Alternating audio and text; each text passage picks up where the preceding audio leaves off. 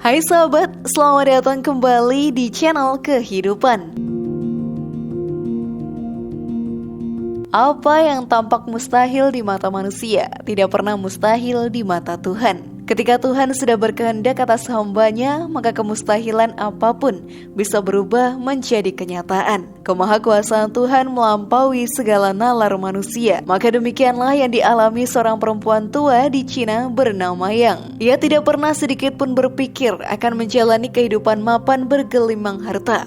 Hingga itu benar-benar terjadi dan seketika membuatnya kaya raya hanya dalam hitungan satu malam saja. Seperti apa cerita hidup Yang ini? Simak video ini sampai akhir untuk mengetahui kisah selengkapnya. Inilah kisah nyata mengharukan. Bak ketiban durian runtuh, keluarga miskin ini kaya dalam semalam, versi dari channel Kehidupan.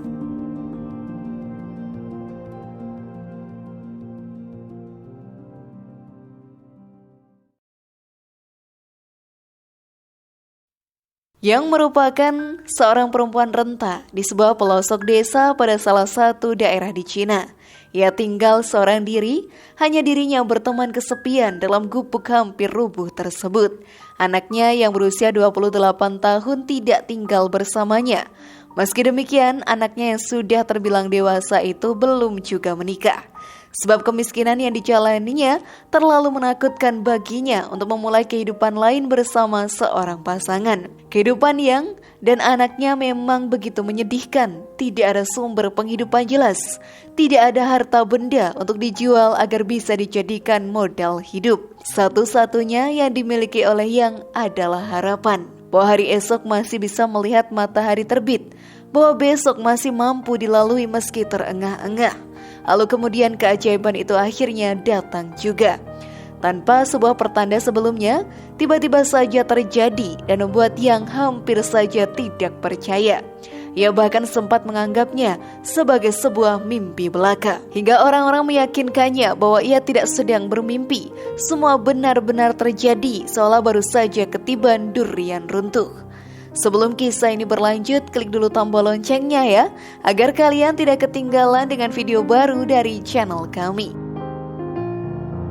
Kejadian ini bermula ketika isu tentang pembongkaran dan relokasi desa tersebut tersebar. Para investor berbondong-bondong membeli pemukiman tersebut. Lalu kemudian seorang ahli budaya tertarik datang melihat rumah milik Yang. Rumah tersebut disebut-sebut sebagai bangunan dari kayu emas, sebuah jenis kayu yang tersisa satu-satunya di Tiongkok. Tidak bisa lagi ditemukan kayu sejenis di tempat manapun.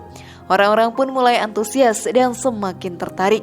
Ahli budaya kemudian menemukan fakta bahwa rumah milik Yang sebenarnya dibangun sejak tahun 1852. Para ahli pun memperkirakan rumah Yang berharga setara 1,5 triliun lebih.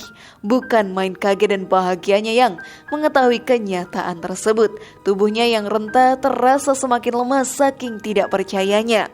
Kini Yang adalah seseorang yang kaya bergelimang harta.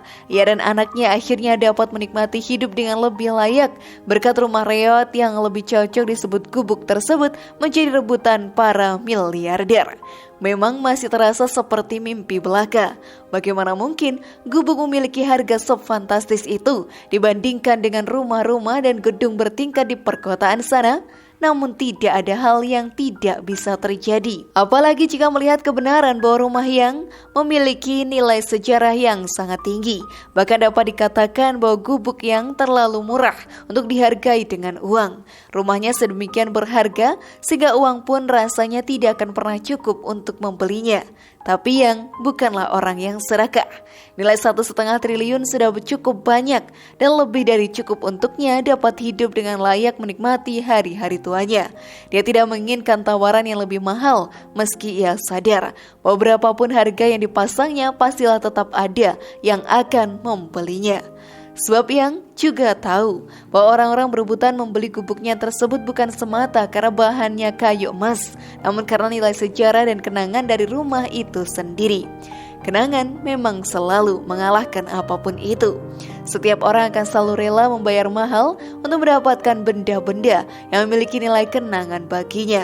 Seperti mainan masa kecil 20 tahun lalu, ketika tiba-tiba melihatnya di usia yang tidak muda lagi, tiba-tiba mainan tersebut tampak tidak hanya sebagai mainan semata, yang menjadi sakral dan mewujudkan mesin waktu. Kita pun bisa sejenak menengok masa kecil melalui benda-benda tersebut. Orang-orang yang datang melihat gubuk yang rela menggelontorkan sejumlah uang demi memiliki gubuk tersebut pastilah orang-orang yang paham tentang cara memaknai kenangan. Itulah mengapa mereka sangat ingin memiliki rumah yang berapapun harganya.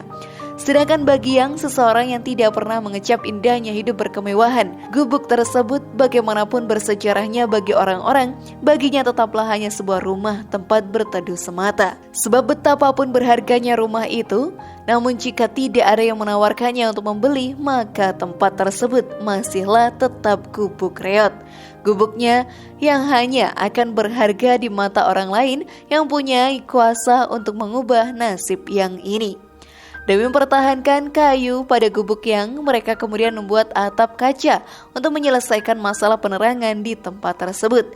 Kini gubuk tua itu berwujud sebuah museum yang tidak siapapun pernah menyangka nilainya sebelumnya. Dunia ternyata memang sebegitu mengejutkan. Dari kisah yang, kita pun bisa belajar banyak hal tentang betapa pentingnya untuk terus bersangka baik pada dunia dan penciptanya. Sebab tidak ada yang tahu tentang hari esok akan seperti apa.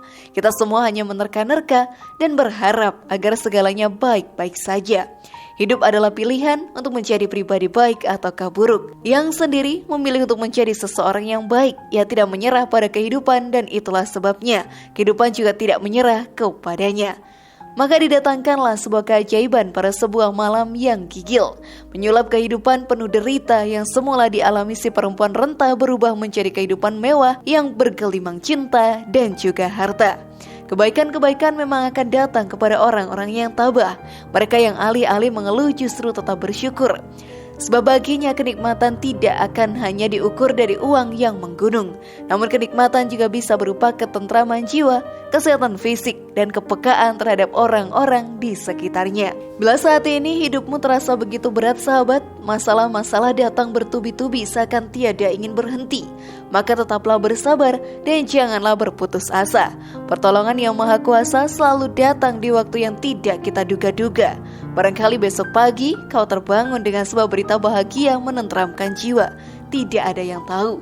Tugas kita sebagai manusia hanyalah berbaik sangka. Sisanya biar Tuhan yang mengaturnya. Bagaimana sahabat? Melalui kisah perempuan tua bernama yang tersebut, sudahkah kamu yakini bahwa keajaiban-keajaiban benar adanya? Share pendapat menarik kalian di kolom komentar ya. Semoga kisah tadi bermanfaat. Terima kasih sudah menyaksikan channel kami. Mari bangun channel kehidupan dengan cara klik tombol subscribe, like, share, dan aktifkan tombol loncengnya. Sampai jumpa di video berikutnya dan jangan lupa tonton video-video yang lainnya.